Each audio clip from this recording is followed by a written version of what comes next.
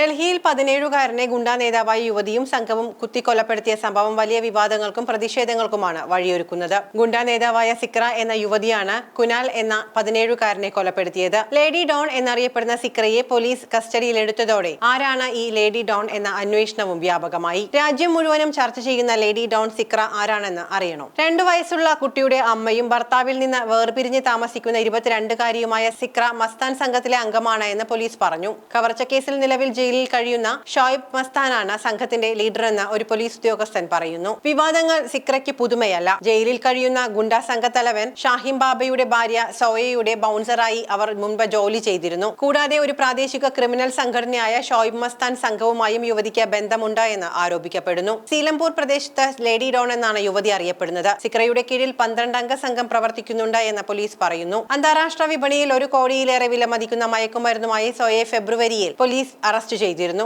Social മീഡിയയിൽ സജീവമായ സിക്ര തോക്ക് ഉപയോഗിക്കുന്ന റീലുകൾ പോസ്റ്റ് ചെയ്തതിന് മുൻപ് ആയുധ നിയമപ്രകാരം അറസ്റ്റ് ചെയ്തിട്ടുണ്ട്. കൊലപാതകത്തിന് 15 ദിവസം മുൻപാണ് സിക്ര ജയിലിൽ നിന്നും മോചിതയായത്. ഏപ്രിൽ 17-ന് വൈകുന്നേരം ന്യൂസീലംപൂർ ജെ ബ്ലോക്കിൽ വെച്ചാണ് കുനാലിനെ സിക്രയും സംഘവും ആക്രമിക്കുന്നത്. കുത്തേറ്റ് ഗുരുതരമായി പരിക്കേറ്റ കുനാലിനെ ആശുപത്രിയിൽ എത്തിച്ചുവെങ്കിലും ജീവൻ രക്ഷിക്കാനായില്ല. വൈകിട്ട് 7:30-ന് പാൽ വാങ്ങാൻ വീട്ടിൽ നിന്നും ഇറങ്ങിയതായിരുന്നു കുനാൽ. പാൽ വാങ്ങി കടയിൽ നിന്നും മടങ്ങവേ 5-അംഗ സംഘം കുനാലിനെ ആക്രമിച്ച് ശരീരത്തിൽ പലതവണ കുത്തുകയായിരുന്നു. CCTV ദൃശ്യങ്ങൾ പരിശോധിച്ച പോലീസ് സാഹിൽ, റഹാൻ എന്നിവരെ തിരിച്ചറിഞ്ഞിട്ടുണ്ട്. ഒരു വഴക്കിനെ തുടർന്നുണ്ടായ പ്രതികാരമാണ് കുനാലിന്റെ കൊലപാതകത്തിലേക്ക് നയിച്ചതെന്ന് കരുതപ്പെടുന്നു. കുനാലിന്റെ സമുദായത്തിൽപ്പെട്ട ചിലർ സാഹിലിനെ ആക്രമിച്ചിരുന്നു. ആക്രമണത്തിൽ കുനാലും പങ്കാളിയാണെന്ന് ധരിച്ചതിനാലാണ് കൊലപാതകം നടന്നത് എന്ന് കുടുംബം വിശ്വസിക്കുന്നു. സാഹിലിന് മർദ്ദനമേറ്റ സംഭവത്തിൽ ലാല എന്ന വ്യക്തിക്ക് പങ്കുണ്ട് എന്ന് സിക്ര വിശ്വസിക്കുന്നുണ്ട്. ലാലയെ കണ്ടെത്താൻ കുനാലിനോട് സഹായം ചോദിച്ചുവെങ്കിലും കുനാൽ വിസമ്മതിച്ചു. ഇതാണ് കൊലപാതകത്തിലേക്ക് നയിച്ചതെന്ന് പോലീസ് പറയുന്നു. കുനാലിന്റെ കൊലപാതകത്തെ തുടർന്ന് സീലംപൂരിൽ വൻ പ്രതിഷേധമാണ് ഉയരുന്നത്. നാട്ടുകാർ GT റോഡ് ഉപരോധിച്ച മുദ്രാവാക്യങ്ങളുമായി തെരുവിലിറങ്ങി. വിശ്വ ഹിന്ദു പരിഷത്ത് ഉൾപ്പെടെയുള്ള സംഘടനകളും പ്രതിഷേധത്തിൽ പങ്കെടുത്തു. പ്രതിഷേധം പരിധി കടക്കാതിരിക്കാൻ റാപ്പിഡ് ആക്ഷൻ ഫോഴ്സിനെ അടക്കം പ്രദേശത്ത് വിന്യസിച്ചിട്ടുണ്ട്. പല